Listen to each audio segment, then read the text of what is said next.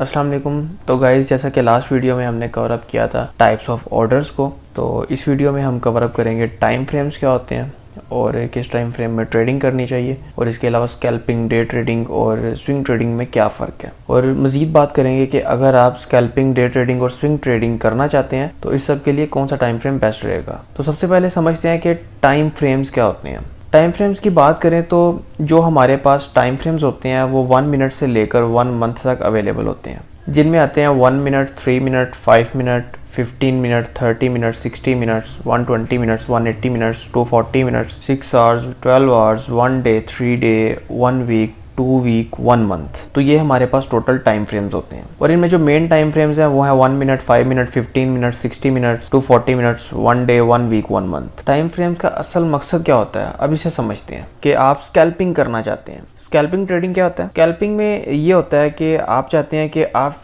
15 से 20 मिनट या हद आधे घंटे के लिए आप ट्रेड करना चाहते हैं। तो ऐसे में आपको 1 मिनट के चार्ट पर ट्रेडिंग करनी चाहिए, यानी कि जो 1 मिनट का कैंडल चार्ट है आपको उस पर ट्रेडिंग करनी चाहिए। और अगर आप चाहते हैं कि आप आधे घंटे से ज़्यादा यानी कि 1 या 1.5 घंटे के लिए ट्रेड करना चाहते हैं तो आपको 5 मिनट का कैंडल चार्ट यूज़ करना चाहिए। और अगर आप इंट्रा डे ट्रेडिंग करना चाहते हैं तो आपको 15 मिनट का कैंडल चार्ट यूज़ करना चाहिए। 15 मिनट का कैंडल चार्ट आपको इंडिकेट करेगा कि अगले 5 से 7 घंटों में मार्केट की मूवमेंट क्या हो सकती है। और इसी तरह 15 मिनट के कैंडल के हिसाब से मार्केट में एक अच्छा मूव पकड़ सकते हैं, जिसमें आपका ट्रेड 5 से 7 घंटे के लिए चल सकता है। और अगर आप स्विंग ट्रेडिंग करना चाहते हैं तो इसके लिए आपको 1 आवर का चार्ट यूज़ करना चाहिए। 1 आवर का चार्ट आपको इंडिकेट करेगा कि अगले 2 से 3 दिन में मार्केट की मूवमेंट क्या हो सकती है। ये गाइस कैंडलस्टिक का टाइम फ्रेम मैंने आपको वो बताया जिस पर आपने ट्रेडिंग करनी है, और जिस पर आपने एनालिसिस करना है वो आपने बड़े टाइम फ्रेम पर एनालिसिस करना है। यानी कि अगर आपने 1 मिनट के कैंडलस्टिक पर भी ट्रेड करना है तो आपने पहले 15 मिनट या 1 घंटे से मार्केट के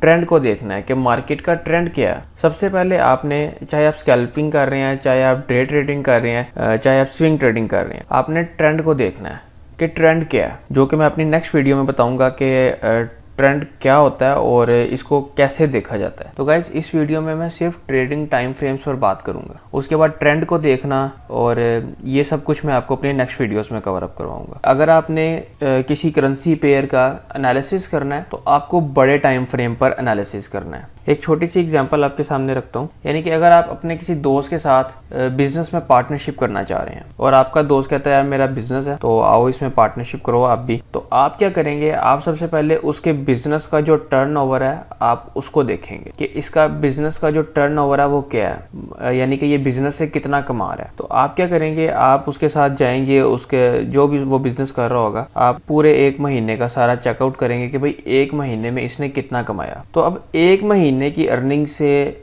आप ये जज नहीं कर सकते कि ये बिजनेस प्रॉफिटेबल है या नहीं। तो आप अपने दोस्त को कहेंगे कि मुझे इसका 1 ईयर का डाटा चाहिए। तो जब आपका दोस्त आपको 1 ईयर का अपने बिजनेस का डाटा देगा, यानी कि आप देख सकते हैं कि 1 ईयर में उसने कितने % ग्रो किया है, या 1 ईयर में उसका जो रुझान है वो प्रॉफिट की तरफ है, उसके बिजनेस का रुझान, या लॉस की तरफ है, या वो ब्रेक इवन पे चल रहा है, यानी कि 4 to 5 मंथ्स उसने प्रॉफिट कर लिया, 4 to 5 मंथ्स वो लॉस में रह चुका है और फिर 1-2 महीने अगला उसने प्रॉफिट कर लिया, तो यानी कि बिल्कुल जो उसने इन्वेस्टमेंट किया उससे थोड़ा सा प्रॉफिट में है। तो जैसे ही वो आपको डाटा प्रोवाइड करेगा, आपको पूरे 1 साल की जब आप कैलकुलेशन करेंगे तो आपको बिल्कुल एग्जैक्ट नज़र आ जाएगा कि इस बिजनेस में कितने % प्रॉफिट के चांसेस हैं और कितने % इसमें लॉस के चांसेस हैं। तो इसीलिए टाइम फ्रेम्स की भी यही अहमियत है कि अगर आपने किसी करेंसी पेयर में ट्रेडिंग करनी है तो सबसे पहले उसे भी आपने बड़े टाइम फ्रेम पर एनालिसिस करना है उस करेंसी पेयर का जिसमें आप ट्रेडिंग करना चाहते हैं। आपको सबसे पहले उसका ट्रेंड पता होना ज़रूरी है कि इस पेयर का ट्रेंड क्या है, ठीक है, ये मार्केट में इसकी जो मूवमेंट है वो कैसी है। तो जैसे ही आप किसी भी करेंसी पेयर पे एनालिसिस करेंगे बड़े टाइम फ्रेम पे, लेट्स सपोज कि अगर आपने 1 मिनट पे ही ट्रेडिंग करनी है, स्कैल्पिंग करनी है, तो आपको कम से कम उसके 15 मिनट का टाइम फ्रेम आपको देखना ज़रूरी है कि 15 मिनट के टाइम फ्रेम के हिसाब से मार्केट का रुझान क्या है, मार्केट अगले 2 से 3 घंटे या 5 घंटे या 7 घंटे किधर की डायरेक्शन में मूव कर सकती है। तो जब आपको रुझान पता चल जाएगा 15 मिनट पे जब आप देखेंगे, आपको वो पता चल जाएगा कि यहाँ से मार्केट अप साइड में जाएगी अगले कोई 2-3 घंटे, तो फिर आप क्या करेंगे, फिर आप 1 मिनट के टाइम फ्रेम पर आएंगे और 1 मिनट के टाइम फ्रेम पे जो 15 मिनट के टाइम फ्रेम पे रुझान होगा, लेट्स सपोज कि अगर अप ट्रेंड है 15 मिनट के हिसाब से, तो आप 1 मिनट पे जितने भी आपको बाय की अपॉर्चुनिटीज़ मिलेंगी आप वो अवेल करेंगे। अपनी अपकमिंग वीडियोस में ये आपको सारा कुछ कवर अप हो जाएगा कि ट्रेंड चेंज कैसे होता है, मार्केट का ट्रेंड क्या है, मार्केट अपसाइड में है, मार्केट डाउन साइड में है। तो ये जब एडवांस लेवल के टेक्निकल एनालिसिस के सेशन होंगे उसमें आपको ये सब कुछ कवर अप हो जाएगा। और अगर आप इसी तरह शॉर्ट टर्म ट्रेडिंग करना चाहते हैं तो शॉर्ट टर्म ट्रेडिंग करने के लिए आपको कम से कम 1 डे का कैंडल यूज़ करना चाहिए, जिसमें आपको एटलीस्ट इतना पता हो कि मार्केट का अगले 15 से 20 दिन क्या रुझान रहेगा, मार्केट अप साइड में मूव कर रही है या डाउन साइड में, या मार्केट का ट्रेंड क्या हो सकता है। तो ये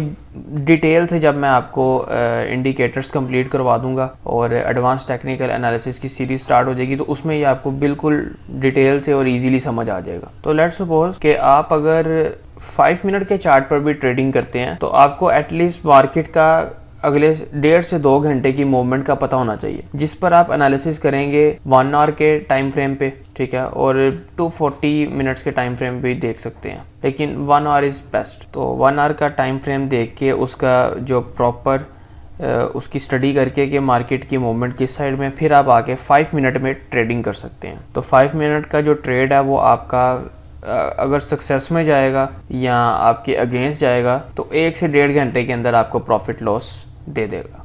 और फॉरेक्स के इसी कोर्स में मैं आपको स्ट्रैटेजी भी बताऊंगा कि किस स्ट्रैटेजी पर आपने ट्रेडिंग करनी है। तो गाइज थोड़ा सा टाइम फ्रेम्स को देखते हैं। तो गाइज अब हम लाइव चार्ट पर है, यहाँ पर 1 मिनट का टाइम फ्रेम है। 1 मिनट का टाइम फ्रेम है, यानी कि एक कैंडल जोन सा है वो 1 मिनट का है, और इसके बाद आ जाता है 5 मिनट, यानी कि एक कैंडल जोन सा है वो 5 मिनट का कैंडल है। तो गाइज एक सिंपल सा एग्जाम्पल यहाँ पर मैं आपको देता चलूँ कि मार्केट अप ट्रेंड में है। आने वाली वीडियोज में मैं आपको बताऊंगा कि ट्रेंड लाइन कैसे ड्रॉ करते हैं। तो लेट्स सपोज यहाँ से मार्केट अप ट्रेंड में है, तो ये अब 5 मिनट का एक कैंडल स्टिक है, यानी कि 1 मिनट का जो कैंडल स्टिक है वो 5 कैंडल स्टिक बने तो फिर ये एक कैंडल स्टिक बनता है। 1 मिनट के 5 कैंडल स्टिक्स हों तो 5 मिनट का एक कैंडल स्टिक बनता है। तो अब 5 मिनट पे हमें यहाँ पर पता है कि मार्केट अप ट्रेंड में, यहाँ से पता चल गया। तो उसके बाद जैसे ही हम 1 मिनट पे आते हैं तो 1 मिनट पे आप देख सकते हैं कितनी अपॉर्चुनिटीज मिली हैं मार्केट में बाय ट्रेड की।